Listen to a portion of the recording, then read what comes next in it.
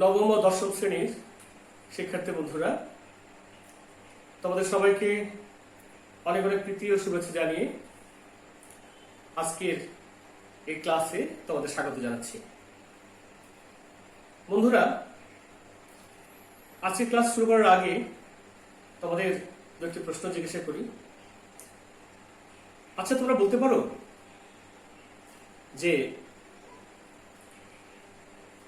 পৃথিবীর এমন একজন মানুষ এসেছিলেন যিনি কোনোদিন মিথ্যে কথা বলেননি? তোমরা কি তার পরিচয় জানো? হ্যাঁ, তোমরা কিছুটা ধারণা করতে পেরেছ। আচ্ছা, তাকে কি বলা হতো?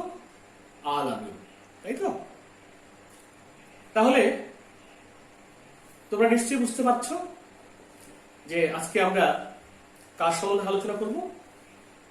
আজকে আমরা আলোচনা করব আমাদের শেষ নবী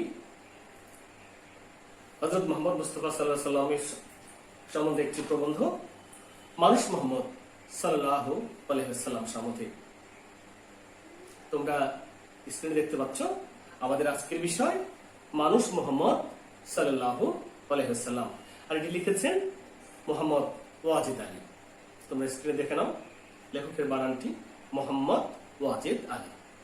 তো বন্ধুরা, আমরা মূল পাঠ শুরু করার আগে আজকের লেখক মোহাম্মদ ওয়াজিদ আলী সম্বন্ধে কিছু তথ্য জেনে নিই। মোহাম্মদ ওয়াজেদ আলী 1896 সালে সাতক্ষীরা জেলার বাঁশদহ গ্রামে জন্মগ্রহণ করেন। কলকাতা বঙ্গবাসী কলেজে বিএ ক্লাসের ছাত্র থাকাকালীন তিনি অসহযোগ আন্দোলনে যোগদান করেন এবং এখানেই পড়ালেখার সমাপ্তি ঘটান। এরপর তিনি সাংবাদিকতাকে পেশা হিসেবে গ্রহণ করেন। তিনি মাসিক মোহাম্মদী, দৈনিক মোহাম্মদী, দৈনিক সেবক, সাপ্তাহিক সওগাত, সাপ্তাহিক খাদেম, ইংরেজি দ্য মুসলিম ইত্যাদি পত্রিকায় কর্মরত ছিলেন। তার উল্লেখযোগ্য গ্রন্থ মহামানুষ মহসিন, মরুভাস্কর, সৈয়দ আহমদ, শায়না নন্দিনী, ছোটদের হযরত মোহাম্মদ ইত্যাদি। তিনি খুব পরিচ্ছন্ন চিন্তা ও যুক্তিবাদী মন নিয়ে সবকিছুর বিচার করতেন। সহজ সরল প্রকাশভঙ্গি তার রচনার অন্যতম বৈশিষ্ট্য। তার গদ্য শৈলী রজু, রচনা সাবলীল। স্বাস্থ্যগত কারণে তিনি 1935 সালে কলকাতা ছেড়ে বাঁশদহে ফিরে আসেন এবং সেখানে 1954 সালের 8 নভেম্বর মৃত্যুবরণ করেন। আমরা এতক্ষণ মোহাম্মদ ওয়াজিদ আলী সম্বন্ধে তথ্যচিত্রটি দেখলাম। আমরা এবার এই লেখকের যে প্রবন্ধ মানুষ মুহাম্মদ সাল্লাল্লাহু আলাইহি সাল্লাম, এই প্রবন্ধটির পড়ে আমাদের কি লাভ হবে, অর্থাৎ এর পাঠ পরিচিতি সম্বন্ধে আমরা জেনে নিই। পাঠ পরিচিতি তোমরা দেখো, মানুষ মুহাম্মদ সাল্লাল্লাহু আলাইহি সাল্লাম প্রবন্ধটি মোহাম্মদ ওয়াজিদ আলী রচিত মরুভাস্কর গ্রন্থ থেকে নেওয়া হয়েছে। হযরত মুহাম্মদ সাল্লাল্লাহু আলাইহি সাল্লামের মানবিক গুণাবলী এই প্রবন্ধে বিশ্লেষণ করা হয়েছে। হযরত ছিলেন মানুষের নবী, তাই মানুষের পক্ষে যা আচরণীয় তিনি তারই আদর্শ প্রতিষ্ঠা করে গেছেন। তিনি বিপুল ঐশ্বর্য, ক্ষমতা ও মানুষের অগাধ ভালোবাসা ও শ্রদ্ধার মধ্যে থেকে এমন সাধারণ মানুষের মতো জীবনযাপন করে গেছেন। একজন সাধারণ মানুষের মতো ক্ষমতা ও মহত্ব, প্রেম ও দয়া তার অজস্র গুণের মধ্যে প্রধান। তার সারাটা জীবন মানব জাতির কল্যাণের জন্য নিয়োজিত ছিল। মানুষের শ্রেষ্ঠ আদর্শ হিসেবে তিনি তার জীবন রূপায়িত করে তুলেছিলেন। তার সাধনা, ত্যাগ, কল্যাণ, চিন্তা ছিল বিশ্বের সমগ্র মানুষের জন্য অনুকরণীয়। তার মৃত্যুর পর তার অনুসারী গণের মধ্যে যে বেদনা ও হতাশা দেখা দিয়েছিল তা প্রশমন করার জন্য আবু বকর রাদিয়াল্লাহু আনহু মহানবী সাল্লাল্লাহু আলাইহি সাল্লামের জীবনের বৈশিষ্ট্য তুলে ধরে প্রচন্ড শোককে শান্ত করেন। হযরত মুহাম্মদ সাল্লাল্লাহু আলাইহি সাল্লাম এর মানবিক গুণাবলী উপস্থাপনের মাধ্যমে এই প্রবন্ধটি আমাদের নৈতিক, সৎ ও মানবিক হবার শিক্ষা দেয়। আমরা এতক্ষণ পাঠ পরিচিতি সম্বন্ধে জানলাম। এবারে এই পাঠের কিছু গুরুত্বপূর্ণ শব্দ যেগুলো আমাদের কিছুটা অজানা, সেগুলো আমরা জেনে নিই। অর্থাৎ আজকের এই পাঠের কঠিন কঠিন শব্দের অর্থগুলো আমরা জেনে নিয়ে আসি। শব্দার্থগুলো আমরা দেখে নিচ্ছি, তোমরা একটু মনোযোগ দিয়ে শোনো।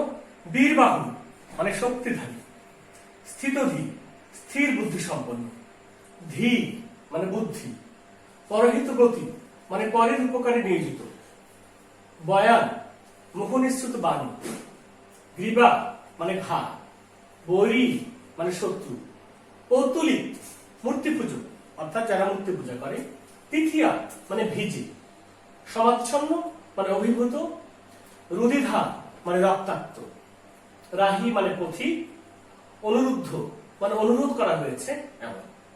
আর হিজরত শব্দের অর্থ হচ্ছে পরিত্যাগ, এখানে মক্কা ত্যাগ করে মদিনা যাত্রাকে বোঝানো হয়েছে। আমরা শব্দার্থগুলো জানলাম, তোমরা মনোযোগ দিয়ে শুনেছো নিশ্চয়ই। আমরা পরের আলোচনায় যাই। এতক্ষণ আমরা এই পাঠের কঠিন কঠিন শব্দের অর্থগুলো জানলাম, আমরা এখন আলোচনায় যাব। বন্ধুরা, তোমাদের কাছে নিশ্চয়ই বই আছে, তোমরা বই বের করে নাও। তোমাদের যে বাংলা বইটি আছে, বাংলা সাহিত্য নবম ও দশম শ্রেণী, এই বইয়ের ৭৩ পৃষ্ঠায় তোমরা যাও। ৭৩ পৃষ্ঠা থেকে আমরা এখন পড়বো এবং আলোচনা করব। মানুষ মোহাম্মদ সাল্লাল্লাহু আলাইহি সাল্লাম, মোহাম্মদ ওয়াজেদ আলী। হযরতের মৃত্যুর কথা প্রচারিত হইলে মদিনায় যেন আধার ঘনাইয়া আসিল। কাহারো মুখে আর কথা সরে না, কেউ বা পাগলের মতো কাণ্ড শুরু করে। রাসূলুল্লাহর পীড়ার খবর শুনিবার জন্য বহু লোক জমায়েত হইয়াছে। কে একজন বলিলেন তাহার মৃত্যু হইয়াছে। বীরবাহু ওমর উলঙ্গ তরবারি হাতে লইয়া লাফাইয়া উঠিলেন। যে বলিবে হযরত মরিয়াছেন, তাহার মাথা যাইবে। বন্ধুরা, তোমরা এখানে দেখতে পাচ্ছ যে প্রবন্ধটি সাধু ভাষায় লেখা, সুতরাং বিষয়টি তোমরা লক্ষ্য রাখবে। তোমাদের কাছে একটু অন্য মনে হবে অন্য গদ্যের চেয়ে। তো এখানে আমরা কি দেখতে পাচ্ছি? আমরা দেখতে পাচ্ছি যে হযরত মুহাম্মদ সাল্লাল্লাহু আলাইহি সাল্লাম তিনি তার মৃত্যুসজ্জায় এবং তিনি পৃথিবী ছেড়ে চলে গেছেন।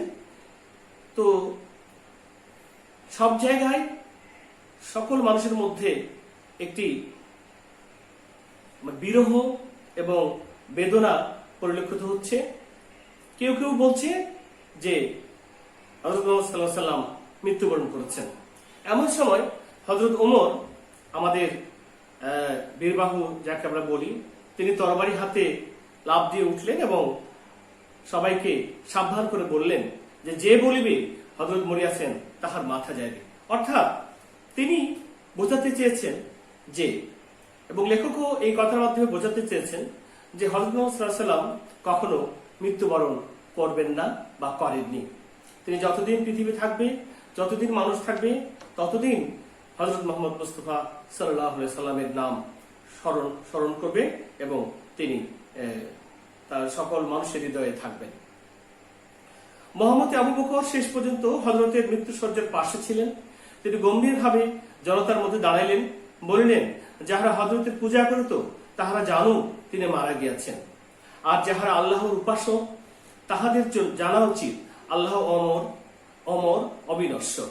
আল্লাহর সুস্পষ্ট বাণী, মুহাম্মদ সাল্লাল্লাহু আলাইহি সাল্লাম একজন রাসূল বই আর কিছুই নয়। তাহার পূর্বে আরো অনেক রাসূল মারা গিয়াছেন। রাসূলুল্লাহ সাল্লাল্লাহু আলাইহি সাল্লাম মরিতে পারেন, নিহত হইতে পারেন, তাই বলিয়া তিনি যে সত্য তোমাদের দিয়া গেলেন, তাহাকে কি তোমরা মাথা পাতিয়া গ্রহণ করিবে না? এই বিশ্বভুবনে ওই দূর অন্তরিক্ষে যাহা কিছু দেখিতে পাও, সবই আল্লাহর সৃষ্টি, তাহারই দিকে সকলের মহাযাত্রা। এর মধ্যে আমরা দেখতে পাচ্ছি আর একজন খলিফা অর্থাৎ আবু বকর, তিনি শেষ পর্যন্ত হযরত মুহাম্মদ মুস্তাফা সাল্লাল্লাহু আলাইহি সাল্লামের পাশে ছিলেন। সেখান থেকে তিনি উঠে এসে জনগণকে যেটি বোঝাতে চাইলেন সেটি হচ্ছে যে যারা আল্লাহর কে উপাসক হিসেবে মানেন, তারাই শুধু জানো যে হযরত সাল্লাল্লাহু আলাইহি সাল্লাম শুধুমাত্র একজন মানুষ এবং তিনি আল্লাহর রাসূল এবং তার পূর্বে অনেক রাসূল জন্মগ্রহণ করেছেন এবং তারা মৃত্যুবরণ করেছেন।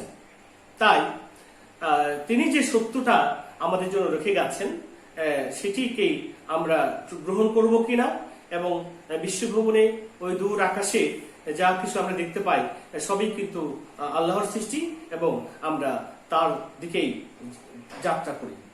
এক কথায় হযরত মুহাম্মদ সাল্লাল্লাহু আলাইহি ওয়াসাল্লাম কে আমরা ভালোবাসি, শ্রদ্ধা করি, তিনি আমাদের রাসূল, কিন্তু আমাদের স্রষ্টা একমাত্র আল্লাহ, আমরা তার দিকেই ধাবিত হব।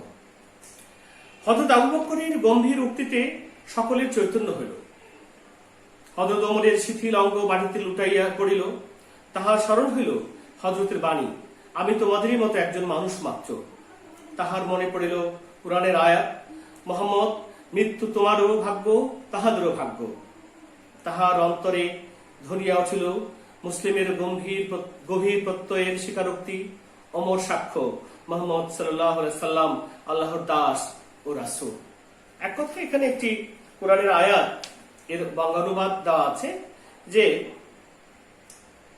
প্রত্যেক মানুষই মৃত্যুবরণ করবে এবং হযরত মুহাম্মদ সাল্লাল্লাহু আলাইহি সাল্লাম যেহেতু একজন মানুষ সেহেতু তাকেও মৃত্যুর স্বাদ গ্রহণ করতে হয়েছে এবং হবে।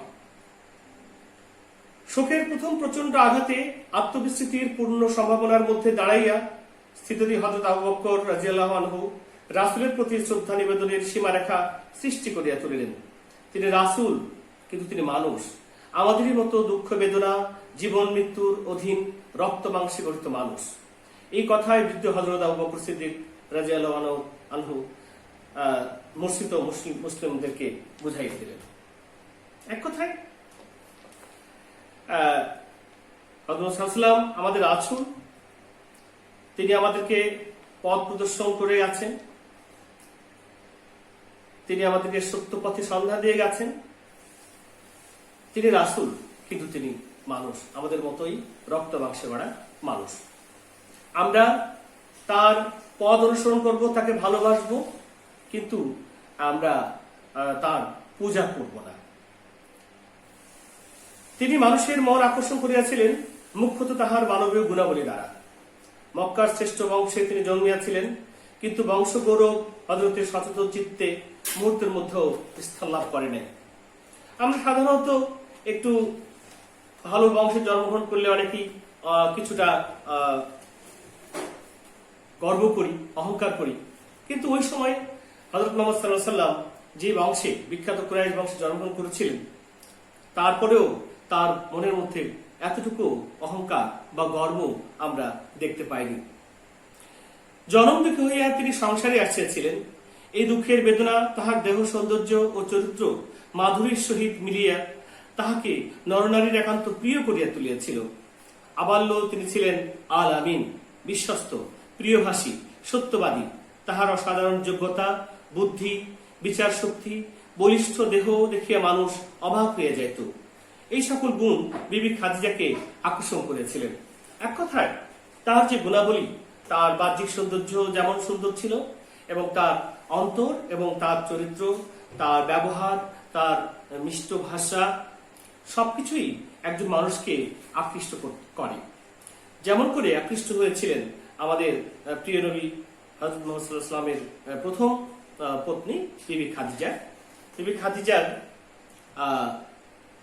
তিনি ধন সম্পদের দিক থেকে অনেক বেশি তার ছিল, তারপরেও তিনি হযরত মুহাম্মদ সাল্লাল্লাহু আলাইহি ওয়াসাল্লামকে স্বামী হিসেবে গ্রহণ করেছিলেন শুধুমাত্র তার গুণাবলী দেখে। বস্তুত হযরতের রূপ লাবণ্য ছিল অপূর্ব, অসাধারণ। মক্কা হইতে মদিনায় হিজরতের পথে এক পরহিতব্রতী দম্পতির কুটিরে তিনি আশ্রয় নেন। রাহী পথিকের সেবা করাই ছিল তাহাদের ব্রত। এক কথায় হযরত সাল্লাল্লাহু আলাইহি ওয়াসাল্লাম যখন মদিনায় হিজরত করতে যাচ্ছিলেন, তখন পথিমধ্যে একটি বাসায় তিনি আশ্রয় গ্রহণ করেছিলেন। সেই আশ্রয়দাতা তাদের ব্রতই ছিল মানুষকে, পথিককে সেবা করা, তাদের খাবার দাবারের ব্যবস্থা করা, এক কথায় কিছুক্ষণের জন্য বিশ্রামের ব্যবস্থা করা। তাহার পত্নী উম্মে মাহবুব সাগিদুক্ত দিয়ে হযরতের তৃষ্ণা দূর করিলেন। গৃহপতি ফিরিলে এই নারী স্বামীর কাছে নব অতিথির রূপ রূপ বর্ণনা করেন। সুন্দর সুদর্শন পুরুষ তিনি, তাহার শীর্ষে সুদীর্ঘ কুঞ্চিত কেশপাশ, বয়ানে অপূর্ব কান্তশ্রী, তাহার আয়ত কৃষ্ণ দুটি নয়ন, কাজল লেখার মতো যুক্ত ভুর্যগোল, তাহার সুউচ্চ গ্রীবা, কালো কালো দুটি চোখের ঢলঢল চাহনি মন প্রাণ কাড়িয়ে দেয়। গুরুগম্ভীর তাহার নীরবতা, মধুবর্ষী তাহার মুখের ভাষণ, বিনীত নম্র তাহার প্রকৃতি। তিনি দীর্ঘ নন, খর্ব নন, কৃষ্ণ নন। এক অপূর্ব পুলক দীপ্তি তাহার চোখে মুখে, বলিষ্ঠ পৌরুষের ব্যঞ্জনা তাহার অঙ্গে। বড় সুন্দর, বড় মনোহর সেই অপরূপ রূপের অধিকারিণী। উম্মে মামুন যে গৃহে তিনি আশ্রয় নিয়েছিলেন, সেই যে মহিলা হযরত মুহাম্মদ সাল্লাল্লাহু আলাইহি ওয়াসাল্লামকে সাগীর দুগ্ধ দিয়ে তার তৃষ্ণা নিবারণ করেছিলেন, তার স্বামী যখন বাসায় ফিরে আসেন, তার স্বামীর কাছে তিনি হযরত মুহাম্মদ সাল্লাল্লাহু আলাইহি ওয়াসাল্লামের রূপ লাবণ্য, তার বৈশিষ্ট্যগুলো বর্ণনা করছিলেন। এতে আমরা দেখতে পাই বা অনুধাবন করতে পারি তিনি কতটা সুন্দর ছিলেন এবং যে কেউ তাকে দেখে আকৃষ্ট হতেন। সত্যই হযরত বড় সুদর্শন পুরুষ ছিলেন। তাহার চেহারা মানুষের চিত্ত আকর্ষণে যতটুকু সহায়তা করে, তাহার সবটুকু তিনি পাইয়াছিলেন। এক কথায় একটা মানুষ যতটুকু সুন্দর হওয়া প্রয়োজন, তার সকল গুণই আল্লাহ তাকে দিয়েছিলেন। সত্যের নিবিড় সাধনায় তাহার চরিত্র মধুময় হয়ে উঠেছিল। কাছে আসিলে মানুষ তাহার আপনজন হইয়া পড়িত। অকুত ভয় বিশ্বাসে তিনি অজেয় হইয়াছিলেন। শত্রুর নিষ্ঠুরতম নির্যাতন তাহার অন্তরের লৌহ কপাটে আহত করিয়া ফিরিয়া যাইত। কিন্তু সত্যিতে তিনি বজ্রের মতো কঠিন, পর্বতের মতো অটল হইলেও করুণায় তিনি ছিলেন কুসুমকম। বৈরীর অত্যাচারে বারবার তিনি জর্জরিত হইয়াছিলেন। শত্রুর লোষ্ট্রাঘাতে, অরাতির হিংস্র আক্রমণে বরাঙ্গের বসন তাহার বহুবার রক্ত রঙিন হইয়া উঠিয়াছে। তথাপি পাপী মানুষকে তিনি ভালোবাসিয়াছিলেন। অভিশাপ দেবার চিন্তাও তাহার অন্তরে উদিত হয় নাই। মক্কার পথে প্রান্তরে পৌত্তলিকের প্রস্তর ঘায়ে তিনি আহত হইয়াছেন। ব্যঙ্গ বিদ্রুপে বারবার তিনি উপহাসিত হইয়াছেন, কিন্তু তাহার অন্তর ভেদিয়া একটি মাত্র প্রার্থনার বাণী জাগিয়াছে, এদের জ্ঞান দাও প্রভু, এদের ক্ষমা করো। আমরা কি বুঝতে পারছি এখানে? তার মতো একজন ভালো মানুষ, তার আচরণ এত মধুর, তারপরেও কিন্তু তার শত্রুর অভাব ছিল না। শত্রুরা তাকে ইসলাম প্রচার করতে গিয়ে নানা বাধা বিপত্তির সম্মুখীন করেছেন এবং তাকে শারীরিকভাবেও আঘাত পেতে হয়েছে। আঘাতে তার দেহ থেকে রক্ত ঝরেছে, কিন্তু তারপরেও তিনি একটিবারও কিন্তু শত্রুদেরকে অভিশাপ দেবার চিন্তা করেননি। তাইফে সত্য প্রচার করতে গিয়া তাহাকে কি ভীষণ পরীক্ষার সম্মুখীন হতে হইয়াছিল। আমরা দেখিয়াছি পথ চলিতে শত্রুর প্রস্তর ঘায়ে তিনি অবসন্ন হইয়া পড়িতেছেন, তখন তাহারই আবার তাহাকে তুলিয়া দিতেছিল। তিনি পুনর্বার চলা শুরু করিলে দিগন্তে যে পাথর বৃষ্টি করতেছিল। রক্তে রক্তে তাহার সমস্ত বাসন ভিজিয়া গিয়াছে।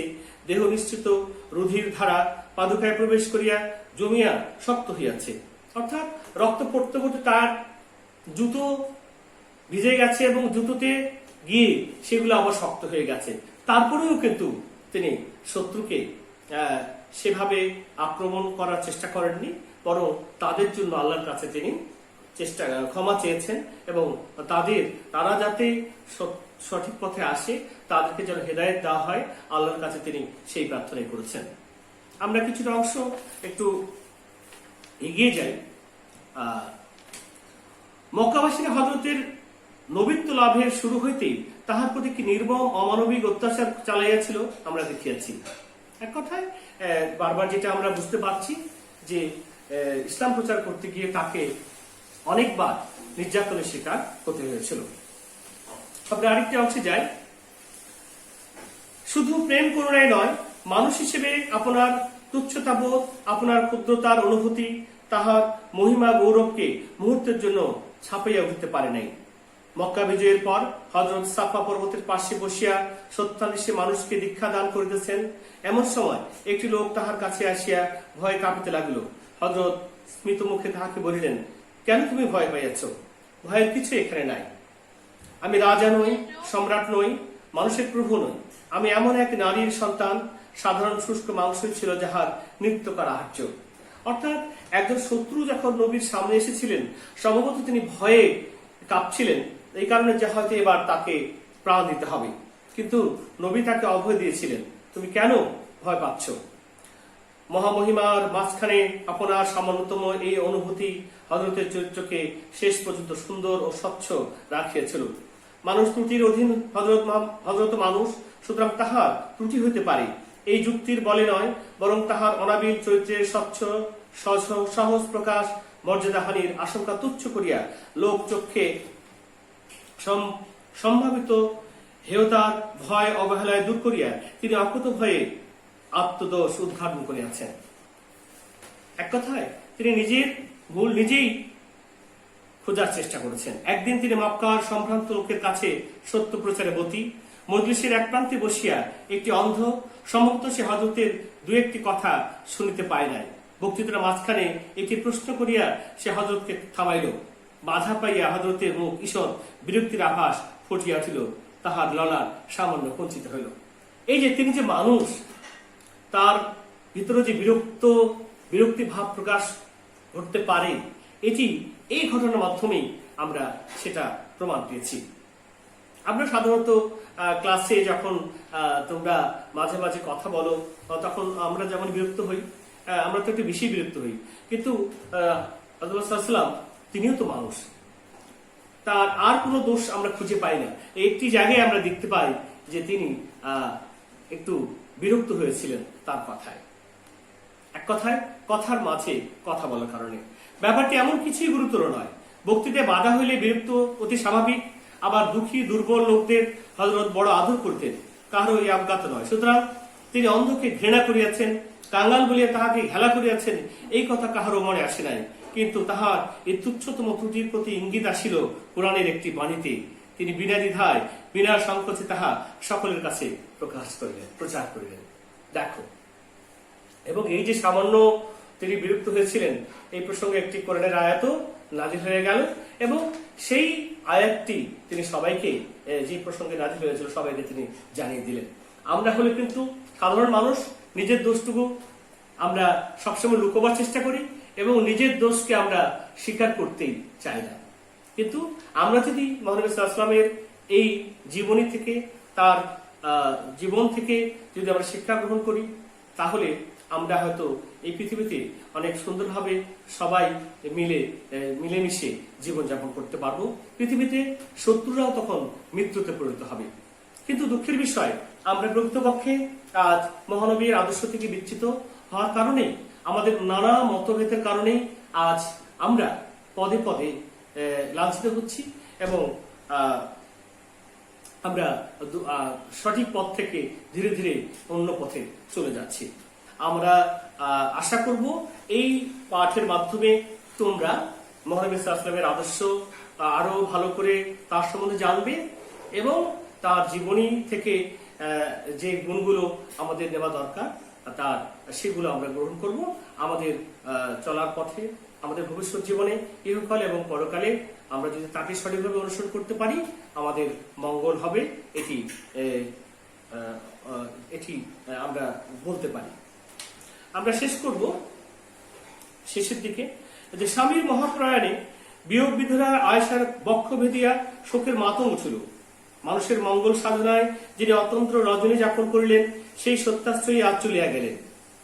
নিঃস্বতাকে সম্বল করিয়া তিনি বিশ্বমানবের জন্য আপনাকে বিলাইয়া দিলেন, তিনি আজ চলিয়া গেলেন।